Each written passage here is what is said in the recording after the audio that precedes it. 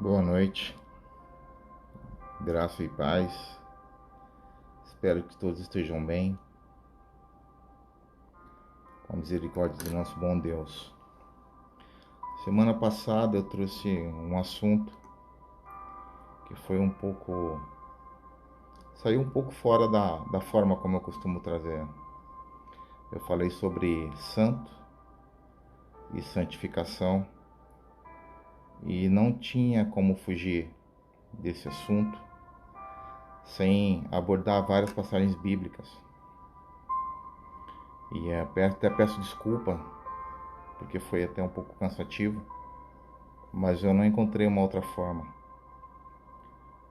E hoje eu queria falar a respeito de mais uma parábola de Jesus.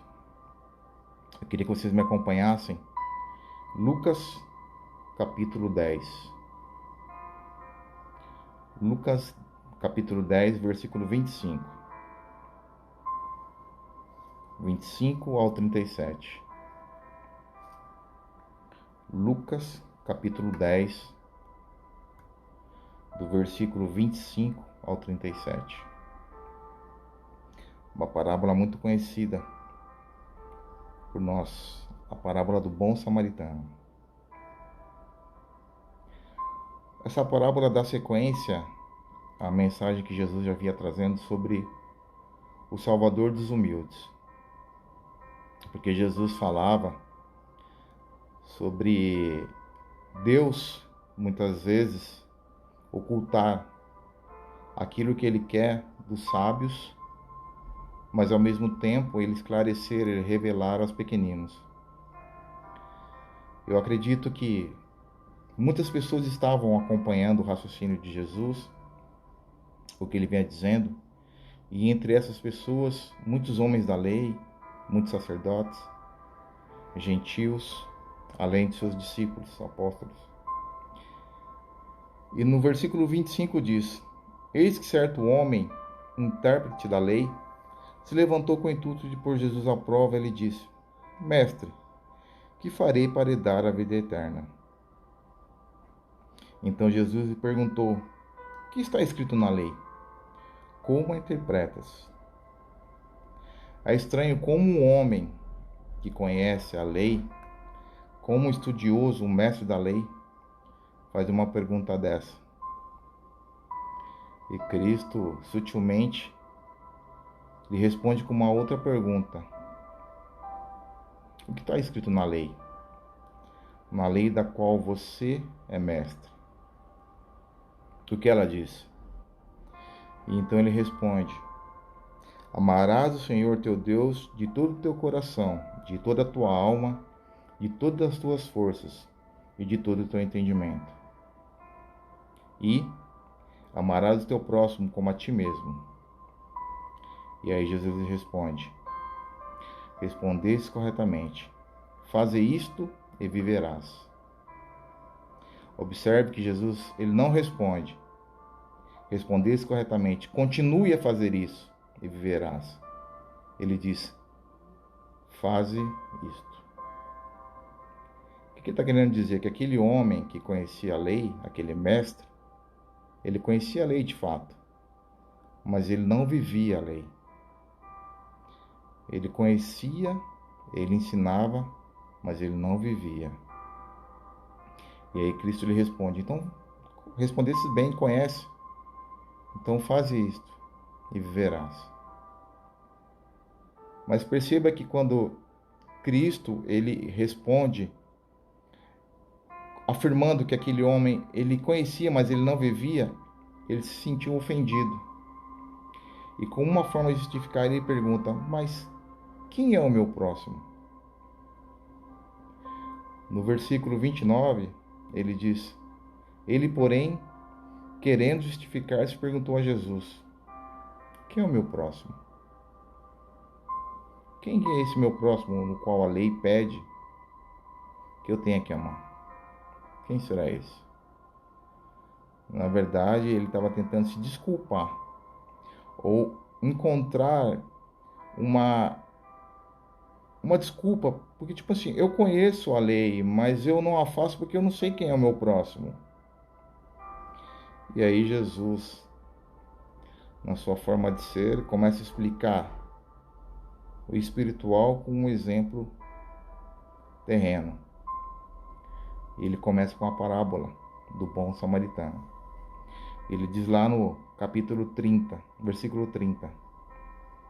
Jesus prosseguiu dizendo: certo homem descia de Jerusalém para Jericó e veio a cair em mãos de salteadores, os quais, depois de tudo, lhe roubaram e lhe causaram muitos ferimentos. Retiraram-se dali, deixando-o semi-morto. Casualmente, por um acaso, descia um sacerdote por aquele mesmo caminho e, vendo-o, passou de largo. Semelhantemente, um levita descia por aquele lugar e, vendo-o também, passou de largo. Eu já vi várias aplicações dessa parábola, no sentido de que a ideia principal do texto da parábola era que o sacerdote e o levita se mostrou indiferente em relação àquele homem que estava ferido ou quase morto. Mas não é bem isso. Se você puder me acompanhar em Números 19, livro de Números 19, no capítulo 11 diz: aquele que tocar em algum morto, cadáver de algum homem, imundo será 7 dias. Capítulo 19, versículo 11. No 14, capítulo 19, versículo 14 diz: esta é a lei. Quando algum homem em alguma tenda, todo aquele que entrar nessa tenda e todo aquele que nela estiver, serão imundos 7 dias. Todo aquele que tocar em algum morto, cadáver de algum homem, e não se purificar, contamina o tabernáculo do Senhor. Essa pessoa será eliminada de Israel, porque a água purificadora não foi aspergida sobre ele. Imundo será, está nele ainda a sua imundícia. Ou seja, aquele sacerdote, ele não estava sendo omisso àquela situação. O que ele estava fazendo é, na verdade, seguir a lei. Uma lei que ele aprendeu junto com o povo de Israel. Uma lei que ele conhecia bem, que ele foi ensinado. Então ele não teve um sentimento de omissão. O que ele fez foi seguir uma lei, um mandamento. E logo em seguida, o levita vem e a visão do levita é um pouco diferente, porque enquanto o sacerdote ele descia por aquele mesmo caminho, a palavra diz que o levita descia por aquele lugar. Ela mudou um pouco o sentido, talvez, na ideia de que o levita ele observou o que o sacerdote fez. E ele seguiu o mesmo exemplo. Se o sacerdote não fez, por que eu farei? Até porque o levita também era um homem que costumava ter seus afazeres no tabernáculo, nos templos, e provavelmente, se ele tocasse um cadáver, ele também seria impuro e ficaria 7 dias sem poder cumprir seus ofícios. E aquela estrada, se nós olharmos o mapa geograficamente, Jerusalém está aproximadamente 900 metros acima do mar e Jericó 300 abaixo do nível do mar, ou seja, uma bela de uma descida. E aquele caminho era um caminho cheio de cavernas, torto, cheio de obstáculos. Então, e como também fazia parte de um caminho religioso, porque muitos iam a Jerusalém, passavam por ali, era um caminho assim muito produtivo para quem tinha o interesse de roubar, causar dano a alguém. Provavelmente era um ótimo lugar para fazer isso.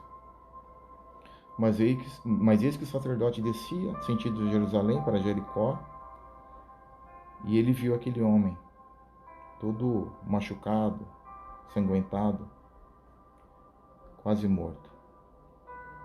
e seguindo a lei, que dizia que se ele tocasse no cadáver, ele seria impuro, ele optou por dar a volta e seguir sua viagem.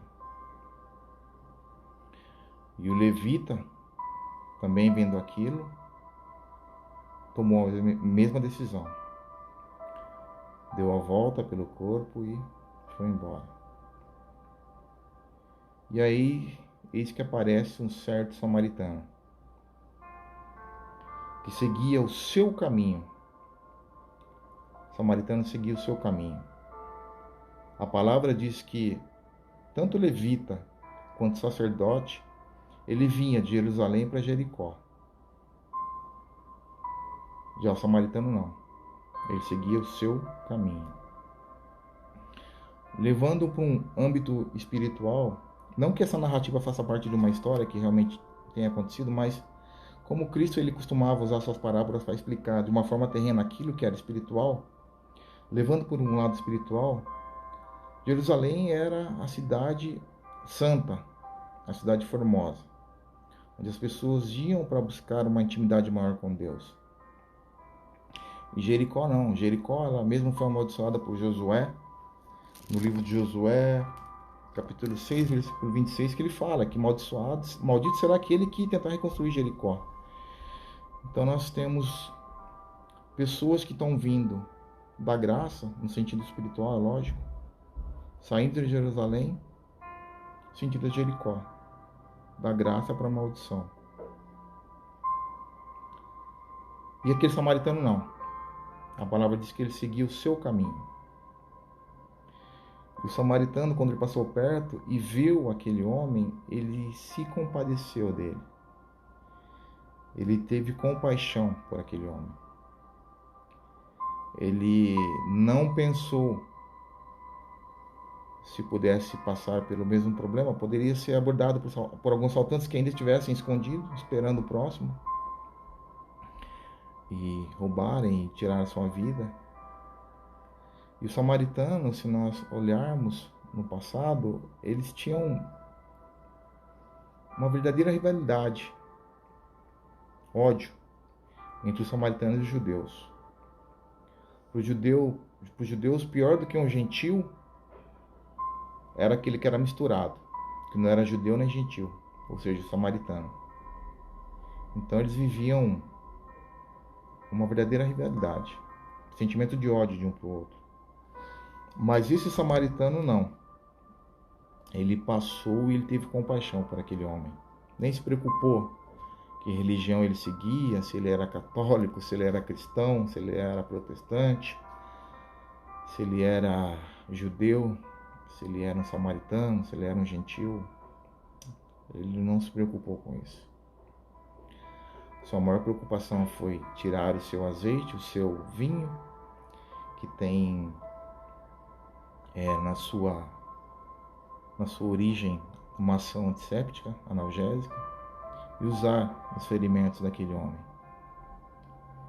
Mas não ficou só por isso. Ele pegou aquele homem, curou, tratou os seus ferimentos, aplicando óleo e vinho, e colocou sobre o seu próprio animal, e levou para uma hospedaria e tratou dele. No dia seguinte, tirou 2 denários e os entregou ao hospedeiro, dizendo: cuida deste homem, e se alguma coisa gastares a mais, eu te indenizarei quando voltar. Ou seja, se você tiver um prejuízo mais do que eu deixei com você, 2 denários, dá para fazer muita coisa. Eram 2 dias inteiros de trabalho. Mas mesmo assim, se ele gastar mais, você tem a minha palavra que quando eu voltar, eu vou te ressarcir.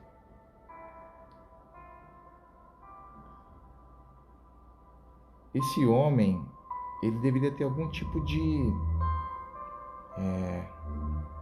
intimidade ou conhecimento com esse hospedeiro, porque ele acreditou nele quando ele falou que iria voltar. Eles tinham um relacionamento. Agora, trazendo para o lado espiritual novamente, se esse homem machucado, ferido, quase morto,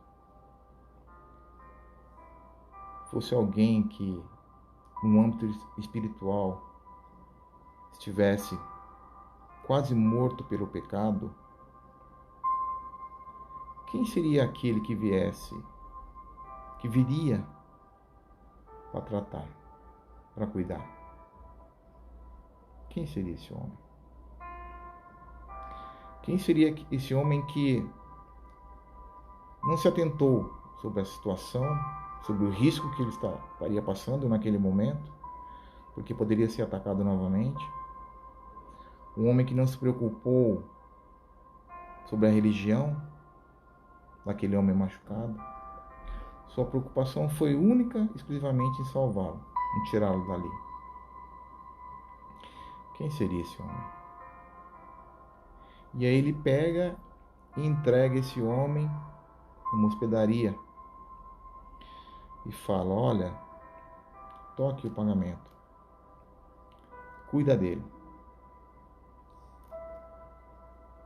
E no mais, eu vou continuar, mas eu vou voltar. Será que a igreja se encaixaria bem nessa história? Será que a igreja poderia ser esse lugar onde esse homem foi deixado?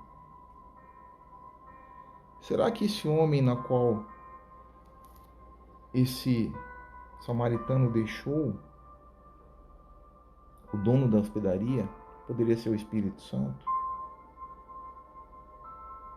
E se tudo isso for uma verdade, quem é esse que vai e promete voltar? Quem é esse?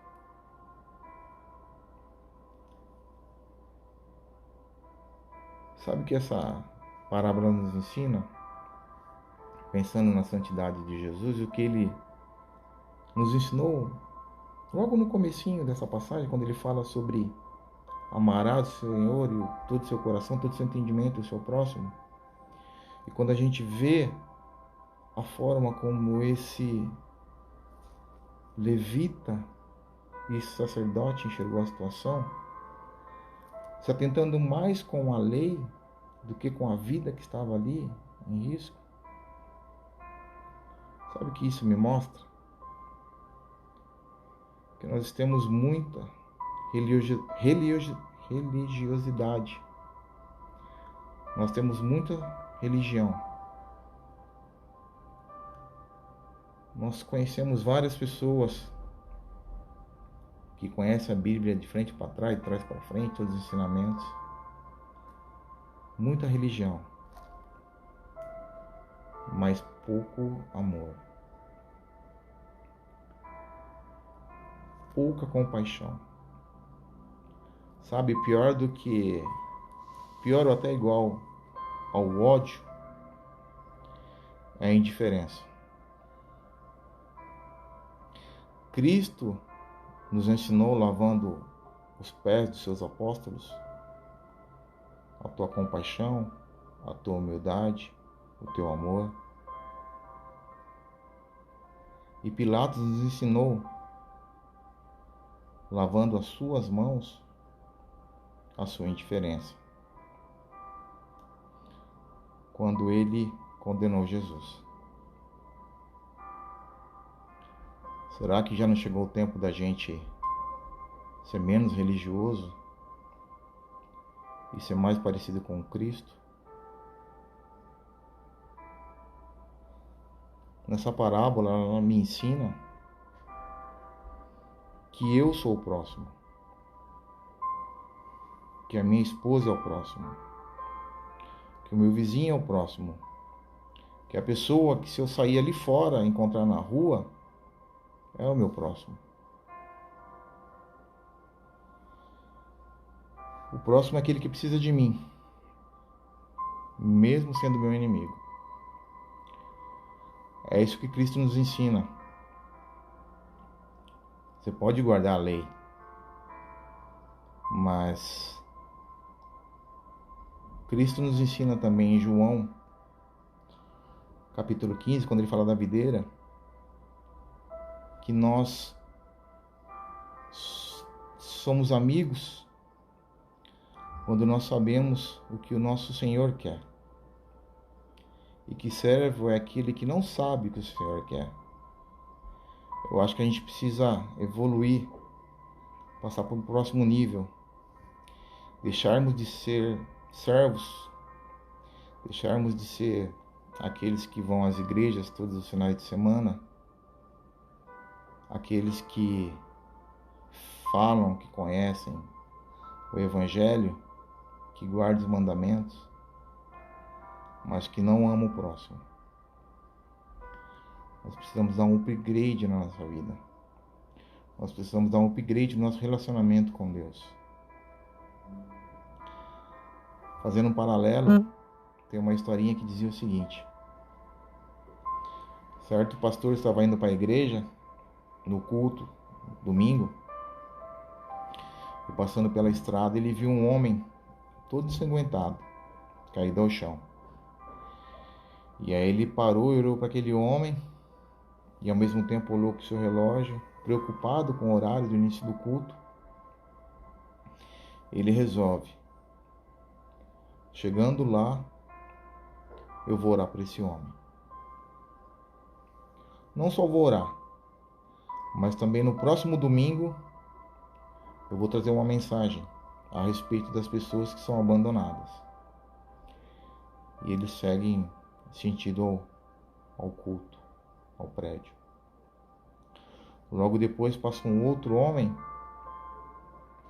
e aquele é o responsável pelo grupo de jovens. E ele vê aquele homem machucado, e ele fala: poxa vida, eu queria ajudar, mas eu acabei de dar um sermão semana passada sobre a pontualidade no culto, então eu não posso dar um sermão numa semana e na outra seguinte chegar eu ser o atrasado. Eu queria ajudar, mas eu preciso ir embora porque eu tenho os meus compromissos na igreja. E aí, logo depois, passa um irmãozinho que chegou há pouco tempo na igreja. Um irmãozinho que vive numa dificuldade, que tem o seu carrinho velho, que reformou recentemente por dentro, tocou todos os estofamentos, tá tudo zerinho, novinho, branquinho. Ele resolve pegar aquele homem e colocar dentro do seu carro, mesmo sabendo que aquilo ali ia lhe causar um transtorno terrível, porque tudo aquilo que ele havia feito com o carro ia ser perdido. Ele leva esse homem ao hospital. E daí ele deixa aquele homem no hospital, vê que ele está bem, e segue para o culto. Só que ele chega quase no final do culto. E aí no final do culto as pessoas costumam se reunir, a conversar, tirarem fotos e começam a falar dos que foram pontuais, dos que estão limpos, de acordo com aquilo que se espera, e daquele que chegou tudo sujo e atrasado.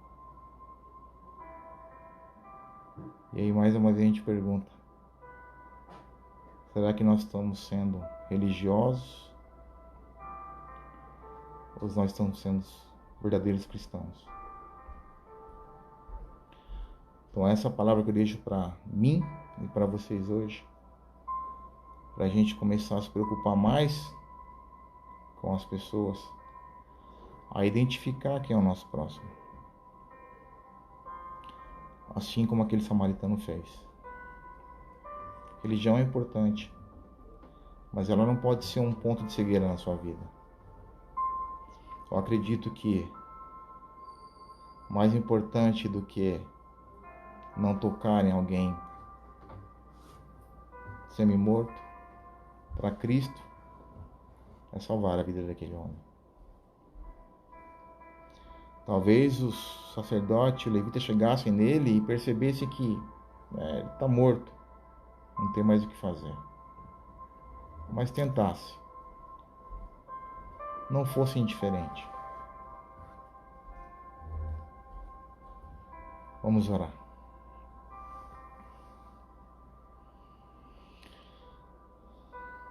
Grato Deus, amoroso Senhor, bondoso Pai, te damos graça por tudo que o Senhor fez, Pai. Por tudo que Cristo fez. pela nova oportunidade nos dada, Pai, através de seu Filho, que morreu por cada um de nós. Mesmo sabendo que todos nós somos pecadores, somos falhos, cheios de defeitos, Pai. Mesmo assim, Ele nos amou primeiro, Pai. Ele nos aceitou da forma como éramos, nos dando uma nova oportunidade. Ele não foi indiferente, Pai. Ele praticou aquilo que Ele ensina, Pai. Ele realmente amou e ama o próximo, Senhor. Talvez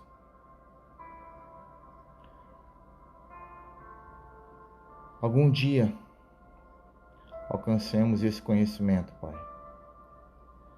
Esse conhecimento que nos ensina que religiosidade não é tudo, Pai. Que acima de tudo tem um amor que vem do Senhor, que é acima de qualquer coisa, que nos faz a entender e a enxergar quem é o nosso próximo. O nosso próximo que pode ter pecado, pode ter errado. O nosso próximo que pode ser uma pessoa do mundo, que pode ser um pecador, que de fato é, como nós também fomos. Mas um próximo que pode ser alguém marginalizado pelo mundo, esperando que alguém o encontre pelo caminho, Pai. Cure suas feridas, leve-o, lhe ensine, mostre, lhe apresente o Espírito Santo.